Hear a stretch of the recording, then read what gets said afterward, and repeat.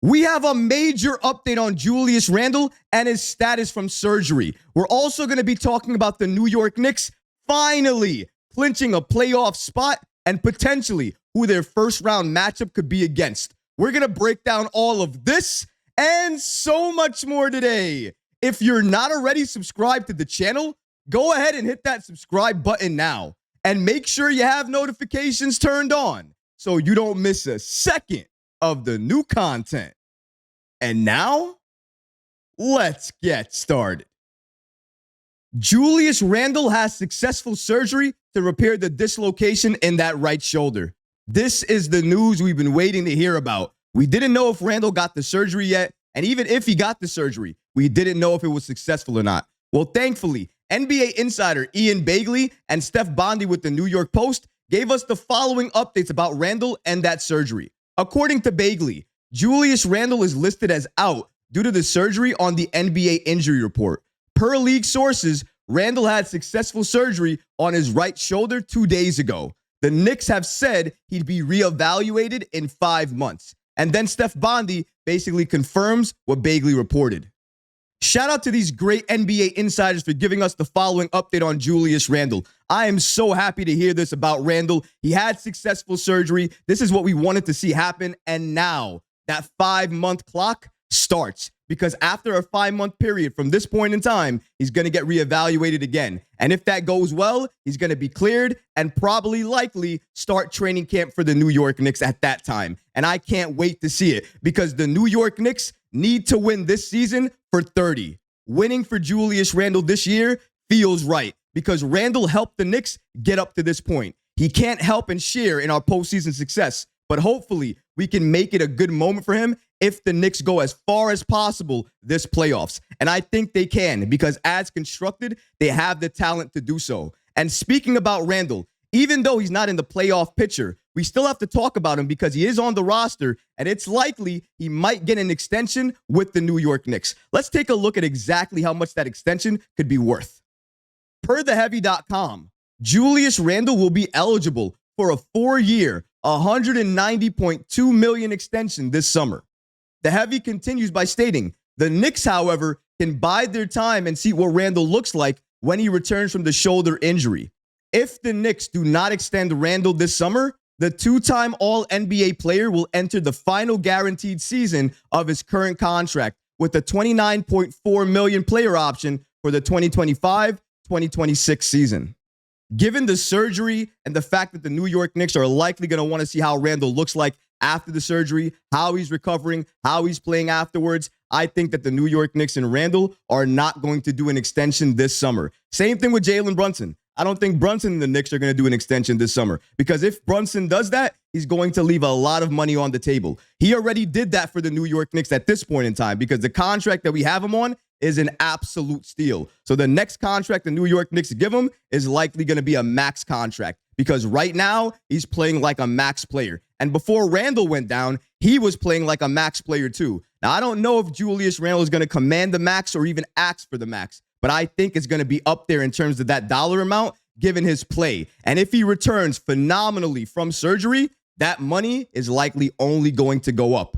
If the New York Knicks are going to be the team that pays him, that's the question mark that's still in the air there because we don't know that. The Knicks have a lot of moves in mind. Obviously, they want to make a major splash this offseason with a major trade. If they're going to do so, they're going to need to add players and picks to that deal. And depending on who you're going after, you might have to include one of your all-stars on this team. Now, I'm not saying Julius Randle is likely going to be traded, but what I am saying is it's very interesting to watch the situation as it unfolds because the Knicks are going to have to make a decision. Do they stick with Julius Randle and re-sign him? Do they give him an extension? If so, when? And if they do, for how much? Because we have to understand, given his age, his impact, and his injuries, how long is he going to be that same old Randle, that bully ball Randle down low that has the same impact that we need him to for this Knicks team? Depending on that, that's going to determine everything for the New York Knicks and what they're going to do with Julius Randle moving forward.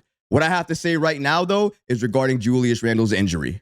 Randle, I am so happy the surgery went well. I hope you're doing well. I hope you recover fast. And I can't wait to see you play basketball for the New York Knicks once again. I know that's going to happen next season, but I'm waiting and watching, and I can't wait to see you return. The Knicks clinch a playoff spot. Smiles from ear to ear. You want to know why? Because we're witnessing another great season from the New York Knicks. You already see it. You already heard it. The New York Knicks have clinched a playoff spot thanks to the Miami Heat losing last night. Thank you, Miami. Appreciate you.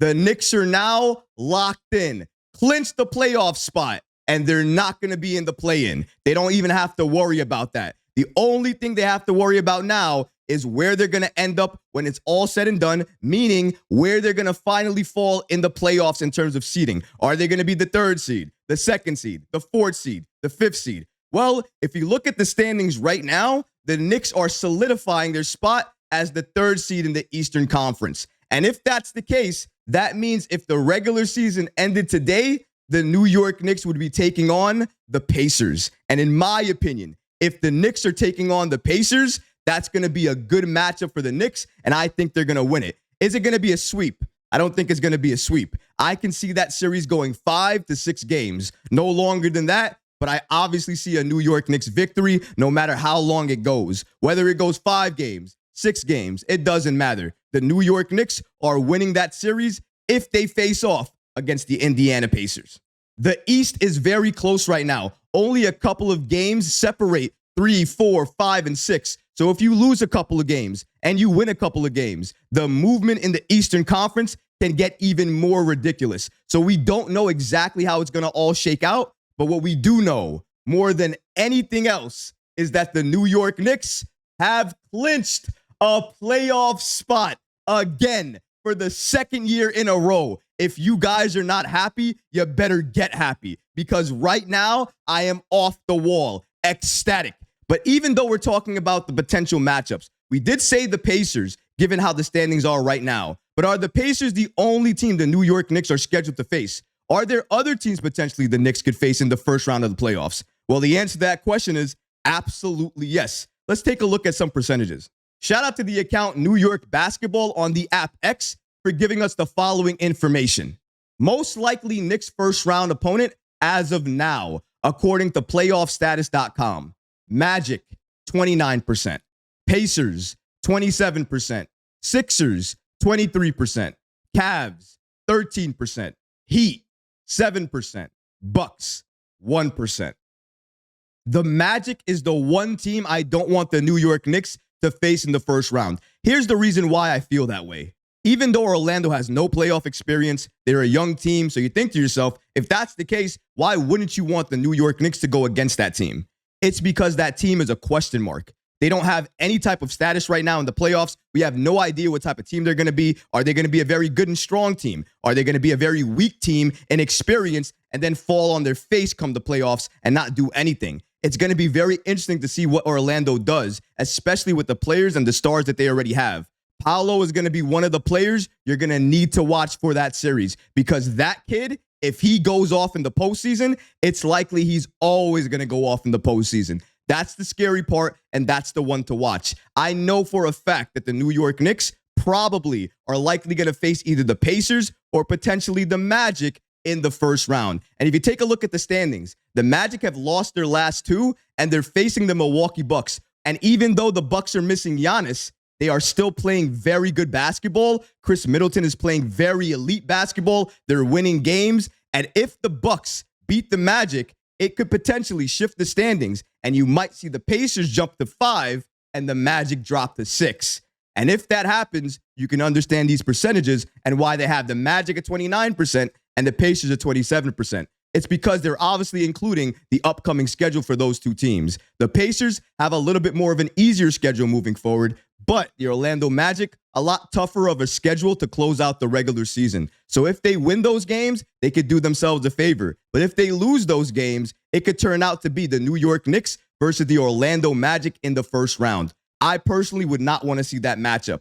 For me, I would like to see the New York Knicks go against the Pacers, go against the Sixers, or go against the Cavs. Because in my opinion, if the Knicks face any one of those teams in the first round, they're going to beat them. Yes, I said the Sixers. I don't know why. Maybe it's a feeling. Maybe it's the way I've seen the New York Knicks handle the Sixers this season, regardless of if Embiid plays or not. I just think the New York Knicks can do very well against the 76ers, and I think they can win that first round series if that's the matchup. I'm not going to be praying for that matchup, but if it ends up being the case, I think the Knicks can pull it out and win that series. I think they can win against the Pacers. The Magic is a question mark. The Heat, I would love to face the Heat again just for revenge purposes, but I would not like to face the Heat in the first round. Maybe in a later round, sure, but definitely not in the first round. Regardless of who the Knicks face in the first round, the one thing that's clear is that the Knicks have clinched the playoff spot. They're going to be in the postseason, and hopefully they're going to be a legit threat come the playoffs. And I think that they will, given all the players that they have, the chemistry that they're building, and the experience that they have. Oh, yeah, and by the way, they have an all-star, make it a superstar in Jalen Brunson on this roster that is pushing his play to heights nobody expected each and every day. And come the postseason, he's going to push it to a level nobody has ever seen before. And I'm here for it. I can't wait to see it. And I don't care who it is in the first round. I think this New York Knicks team is constructed in a way to take it to that team and move on to the second round. But obviously, if I could be picky and choose, I would rather the Knicks face the Cavs or the Pacers in the first round. But what about you guys? Do you guys have a particular preference regarding the Knicks and who they face in the first round? Let me know in the comments below, guys, because honestly, I would love to hear from you. But that's going to do it for this episode. I hope you enjoyed it. And if you did, go ahead and smash that like button, leave a comment below. And of course, guys, please subscribe to the channel. Until next time, Knicks fans. Peace.